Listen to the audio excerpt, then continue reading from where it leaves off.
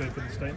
Yeah, great day today. Day 9, got to get out here and tackle a little bit, work 2-minute drill situation.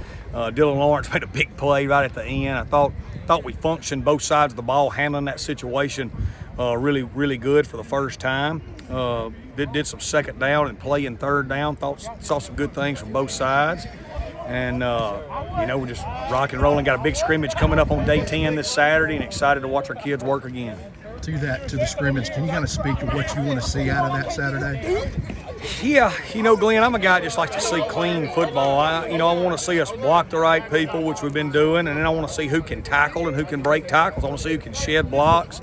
I'm not a guy that really likes to have a tricky type scrimmage where we're schematically trying to trick each other. I like for our kids to be able to line up and play and see who can play well. So we'll really specifically look at, who can get open, who can cover, who can break a tackle, who can tackle. We're looking at one-on-one situations, who can pass block, who can win in pass rush, and those type things and those situations. We'll work red zone like we always do. We'll work third down like we always do. And we may get another 2-minute drill tomorrow, may not, because we got some good work at it today. 2 breaking tackles. Can you talk about that late series with Kenyon Clay, the 3 runs in a row there? Yeah, he's had a great spring. You can really see that he's going to be a great Golden Eagle.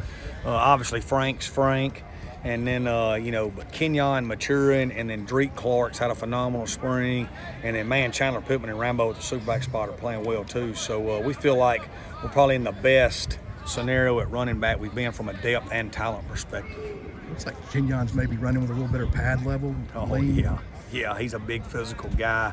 He looks like a 25-year-old man, even though he's not. I mean, he's a true freshman, that redshirted. So this is his spring of his freshman year, and he's gonna be a really good one.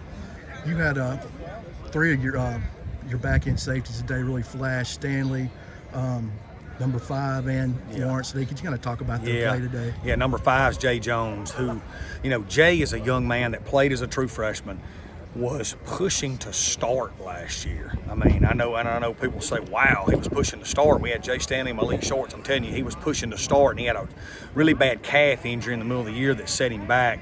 Really talented young man that's really coming on. He's starting to communicate and verbalize better, which we have to do on the back end. And then Dylan Lawrence has just been an unbelievable addition. He's a great kid from George County, Southern Miss kid, really physical, really long. And there's not a day that he hasn't flashed since he's been here. So we've got some good competition back there. I touch on Billy Wiles today. Looks like his arm's feeling a little better. Made some nice throws today. He did. He's really comfortable back there. He's got great pocket movement. He's moving around better, Glenn, than what we even thought. He's got some escapability and running ability. He's a really competent quarterback from the mental aspect of it, and really, really accurate. So he's had a really good spring. Just through the spring, I mean, Brownlee's gone. He was always kind of the go-to guy the quarterback could look for. Looks like Tom Mims is probably that guy this spring. Could you talk about that a little bit? Yeah, maybe. Old Caston's been big too. In the last spring, Caston had a you got photobomb, Coach. Caston had a huge scrimmage the other day, and Brandon Hayes will be cleared this summer. So we think that X spot with Caston and Hayes were really good, and then Taquan Henderson's come along. Frog, we think, is going to have a big year. We just weren't able to get him the ball much last year, but boy, he was open a lot and won his battles. And but Mims is special. He's got that special twitch, and we'll utilize him in a lot of different ways. He's not a big guy. What's the deal with nobody seems to tackle the guys? Is it like they can't get a lick on him, or is it just balance for him? Yeah, balance, agility, speed, and then really, really strong. Even though he's not big, I mean, he's put together. He's elitely strong for his size and got great balance and great body control, and you never get a solid hit on him. You know what I mean? So he's just a good player. You guys made a big jump in special teams last year. Just watching y'all this spring, I think y'all are set to make another big jump there. Kind of talk to that a little bit. Yeah, I think it's just number one, Greg Meyer does a phenomenal job. So we made that jump from year 1 to year 2. I think we were 25th in the country in the power rankings. But now that the roster is in such a better place, it allows you to play more people that can play. Our first year we started 5 to 6 players on every special teams unit that were walk-ons. Now we'll start 11 guys that are bona fide Division I football players. Some of them, all of them were highly recruited. Some of them were SEC transfers. Some of them were highly recruited group. So we've got more talent and more people to use, which makes you better all the way around. Give me a little update on your the battle at kicker and punter.